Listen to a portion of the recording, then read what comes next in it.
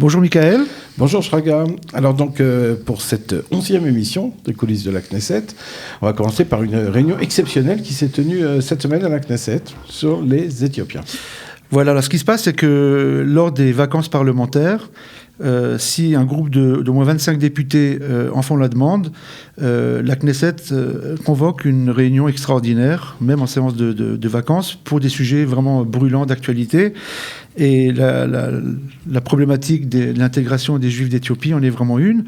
Donc elle s'est tenue lundi à la Knesset, en séance plénière. Et il y a eu plusieurs interventions. Celle, par exemple, du président de la Knesset, Yuli Edelstein, qui a essayé d'être ce qu'on appelle mamlarti, c'est-à-dire de prendre un peu de la hauteur en reconnaissant que l'État d'Israël, la société d'Israël, donc sans faire de distinguo entre des gouvernements, a échoué dans l'intégration surtout des Juifs d'Éthiopie. Il a rappelé le sionisme ardent de cette communauté, depuis l'Éthiopie déjà, et toutes les difficultés qu'ils ont traversées depuis l'Éthiopie, par le Soudan aussi, et depuis leur alia pour une intégration qui n'est pas toujours très très facile. Oui, là, rappelons-le, on parle d'actualité, parce que l'actualité, oui, c'est la mort de Solomon Teka, jeune de 19 ans, tué par un policier en circonstances qui reste à élucider. Il y a une enquête en cours, et que cette demande a été faite aux députés justement autour de cette histoire, mais évidemment le débat était beaucoup plus large. Voilà, plus large, et puis bon, on ne peut pas échapper non plus au fait qu'on est en période électorale, donc suivant les députés, ça a tourné un peu plus à la critique du gouvernement actuel qu'à la problématique des Juifs d'Éthiopie. Benny Gantz, par exemple, a dit que la société est en train de s'écrouler de l'intérieur. Il a réclamé la formation d'un cabinet spécial social, Hevrati, que lui compte faire si jamais il arrive au pouvoir. L'intervention la plus émouvante a été celle d'une femme originaire d'Éthiopie, la députée Pnina Tamnou-Shata du parti de Yair Lapid, aujourd'hui liste bleu-blanc, qui avait les larmes aux yeux et qui a raconté un peu l'histoire de sa communauté, et puis qui a dit que cette communauté aurait bien aimé être considérée comme les autres communautés en Israël et que ce n'est pas encore le cas. Elle a fait un appel au Premier ministre pour créer vraiment une commission d'enquête nationale pour traiter de tous ces problèmes qui étaient sous-jacents, qui étaient déjà présents, mais qui ont éclaté avec la mort de ce jeune Solomon Teka. Et comme vous le dites, c'est un peu malheureux parce que ce policier en question, cet officier en question, apparemment n'a pas tiré vraiment sur le jeune homme, mais c'était la goutte qui a fait déborder le vase d'une révolte. C'est pas la première fois, mais oui, c'est vrai que le problème dans la société israélienne de l'intégration des Juifs d'origine éthiopienne, on parle de 150 000 personnes, un tiers qui sont nés ici et qui eux-mêmes, de manière paradoxale, alors qu'ils sont nés ici, ils sont totalement israéliens, certains ne parlent pas l'amharite, ont du mal à s'intégrer à la société. Il y a une grosse crise de confiance qui s'est exprimée avec beaucoup de violence depuis la mort de Solomon Teka. Et au nom du gouvernement, c'est le ministre Yoav Gallant, ministre de l'Alia et de l'Intégration, qui a parlé au nom du gouvernement, qui répondait, et qui a rappelé que tous les gouvernements depuis 1980, avec les grosses alias d'Éthiopie, les grosses aliotes, tous les gouvernements ont pris ce problème en main et ont essayé de faire le mieux possible. Et il a rappelé aussi que le gouvernement actuel est le premier qui a élaboré un plan global avec 1 milliard de shekels de budget pour s'occuper justement de l'intégration après les troubles, les manifestations qu'il y avait eu quelques années. En tout cas, les problèmes n'ont pas été résolus après cette séance extraordinaire, mais il y a une prise de conscience et une tentative aussi maintenant d'apaiser les choses et de désamorcer cette bombe espérons-le. Espérons-le. Alors voilà, maintenant on passe à la politique. Alors on change de continent. Voilà. Et on va parler un peu russe, on va parler des Russes. Voilà, en fait, les coulisses de la Knesset, c'est ce qui se prépare. On est à à peu près 2 mois des élections. Oui, demain, ça sera 2 mois. Et là, le Likoud attaque directement vers Lieberman. Donc Lieberman, l'homme que le Likoud juge responsable de l'échec de la formation de coalition lors des élections d'avril. Et donc Netanyahou a réuni donc les militants au sein du Likoud du secteur d'origine russe, de l'ex-URSS. Donc on sait que c'est un poids électoral très important, 1 million de limes qui sont arrivés depuis les années 90. Et donc, réunion spéciale avec 25 représentants, maires adjoints, députés, tous responsables, tous russophones. Et donc, Netanyahou a expliqué pourquoi Lieberman avait tort, pourquoi Lieberman n'est pas un homme d'acte, mais un homme de parole, et qu'il fallait lui faire confiance à lui. Alors, parmi les résultats de Netanyahou s'est félicité d'avoir amené à lui Robert Ilatov, qui, il y a quelques mois encore, était député dans le parti Israël Beitenu et président du groupe Israël Beitenu à la Knesset. Voilà, donc une personnalité importante que Lieberman a mis de côté pour des raisons que je ne connais pas. Et en fait, Netanyahou a fait un bilan en fait de son activité depuis 1996, depuis qu'il est Premier ministre, pour la communauté russophone en Israël, notamment en rappelant qu'il avait nommé directeur général du Likoud un olé de l'ex-URSS, en l'occurrence à Victor Lieberman. Puis il a rappelé qu'il a nommé 2 ministres, Yuli Edelstein, puis Zev Elkin, du Likoud, au sein du gouvernement. Et actuellement, Yuli Edelstein est président de la Knesset, une nomination soutenue toujours par Netanyahou. Donc il a essayé de dresser un bilan le plus positif possible, et en appelant en fait ces gens, donc certains sont maires ou vice-maires ou conseillers municipaux à travers le pays au nom du Likoud, de faire campagne contre Lieberman.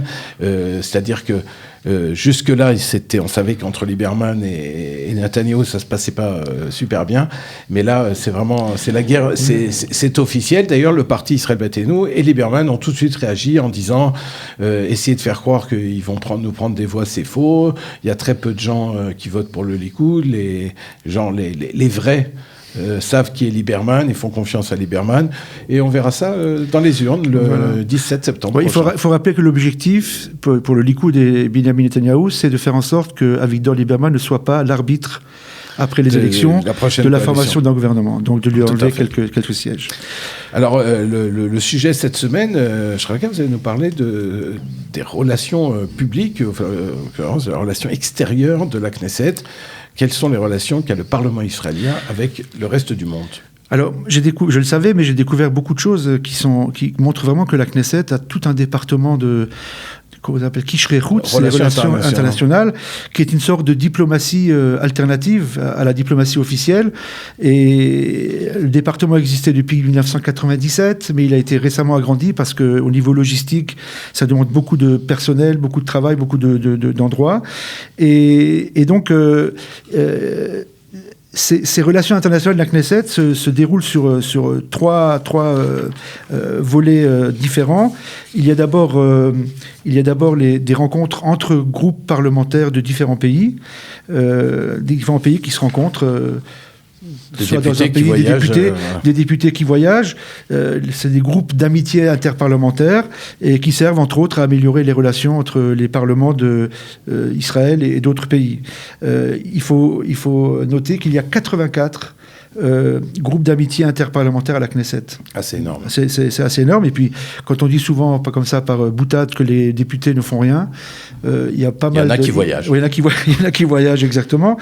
Et donc, ils se rencontrent sur des sujets très divers, coopération entre commissions aussi, apprendre comment améliorer le travail parlementaire ou des cérémonies, enfin, c'est de toutes sortes. Ensuite, il y a un deuxième volet qui est sur les délégations au congrès de l'Union internationale parlementaire, UPI, en français, l'Union parlementaire internationale, qui est une union qui regroupe presque tous les pays du monde et qui organise des congrès où les parlements envoient des délégués.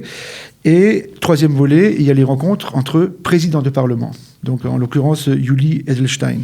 Alors, pour ne pas faire trop long, je donne 2-3 exemples de réunions qui se sont déroulées. Récemment, 19 février par exemple, il y a eu une réunion des parlements du bassin méditerranéen à Belgrade.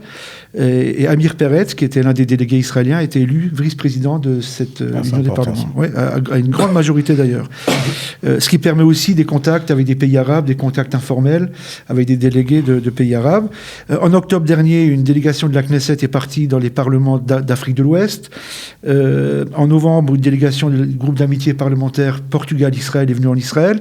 Et vous me le rappelez tout à l'heure, en ce moment, il y a une délégation de la Knesset qui est en France. On en reparlera sûrement la semaine prochaine. Voilà, c'est ça. Et en tout cas, il faut préciser, avant de finir ce sujet-là, que les délégations israéliennes sont toujours formées de députés de plusieurs partis. Ce qui permet aussi de leur favoriser les contacts entre eux. Et ça montre aussi que, à part les cris et les insultes du haut de la tribune, ils sont capables de collaborer sur certains sujets. Ouais. Non, mais je crois que cette émission est si importante pour rappeler aux auditeurs que les députés travaillent, en fait. Oui. Ils font des choses. Il y a les commissions, les quelques secondes où on les voit à la télé s'invectiver. Oui, ils préparent des lois, il y a des réunions, des cérémonies, c'est beaucoup de choses. C'est bon à savoir, ça rassure. On va donc passer à la rose et au cactus. On commence par quoi ? On commence par la rose. Très bien. La rose est pour vous. Alors, c'est 2 roses. En tout cas, je parlerai d'abord de Cathy Chetrit, numéro 31 sur la liste de Likoud, qui a saisi le ministre de l'Intérieur, Aryeh Deri, pour une question morale très importante. Je vous rappelle qu'il y a 3 ans, presque jour pour jour, il y a eu cet attentat près de Otniel dans lequel le Rav Miki Mark a été tué, mitraillé par des terroristes palestiniens, et sa femme gravement blessée. Et avant que les secours et l'armée n'arrivent, il y avait un couple d'Arabes de Judée-Samarie, un mari, une femme, qui sont passés par là, qui se sont arrêtés et qui sont venus en aide aux blessés jusqu'à ce que l'armée et les secours arrivent. Et malheureusement, ce monsieur qui habitait un village arabe a été mis au banc de ce village. Il a perdu son travail parce que porter secours à des Juifs. Il avait été des Juifs. Il a dû quitter avec sa famille son village et s'est réfugié en deçà de la ligne verte, en Israël, dans le territoire israélien. Et malheureusement, depuis 3 ans, il n'obtient pas de permis de travail, ce qui est absolument absurde. Et donc, cette députée Likoud est aussi une députée de l'Union de la droite, Abait HaYehudi, Idit Silman, appelle le gouvernement à faire quelque chose qui est très facile, c'est de permettre à ce monsieur qui est un... Certes, on n'a pas tous les éléments, mais sans rentrer dans le cœur du problème... Voilà, 3 ans, c'est énorme. La rose ici est donnée, en fait, à l'initiative de députés de droite. Parce qu'il faut noter, c'est vrai, et je voulais en parler aussi, c'est de dire que finalement, dans un cas pareil, tous les défenseurs de la cause palestinienne en Israël, humanitaire, droits de l'homme, etc., c'est le silence radio, et c'est des députés femmes de la droite qui mènent campagne pour permettre à ce monsieur de subvenir à sa famille normalement. Besoin de sa famille. Alors on passe au cactus. Cactus. Alors le cactus va aussi à droite cette semaine pour le rabbin Peretz, le Rafi Peretz, ministre de l'Éducation. Alors à nouveau, il ne s'agit pas ici de critiquer le fond de ce qu'il a dit. En 3 semaines, depuis qu'il a été nommé, il a eu 3 déclarations qui ont provoqué des polémiques en Israël. Et la question, le cactus lui est donné, décerné, parce qu'en 3 semaines, réussir à choquer une grande partie de l'opinion publique à 3 reprises, c'est quand même une preuve d'un manque d'expérience politique. Principal, on rappelle, Rafi Peretz est à la tête de l'Union de la droite, donc un principal partenaire de la coalition. Il espère continuer à être partenaire du prochain gouvernement, partenaire si Netanyahou forme le prochain gouvernement. Et là, donc, on a eu successivement, rappelons-le rapidement, la déclaration sur l'assimilation, notamment en Amérique du Nord, qu'il a comparé à la Shoah. Une déclaration qui a donc choqué, surtout aux États-Unis, bien entendu.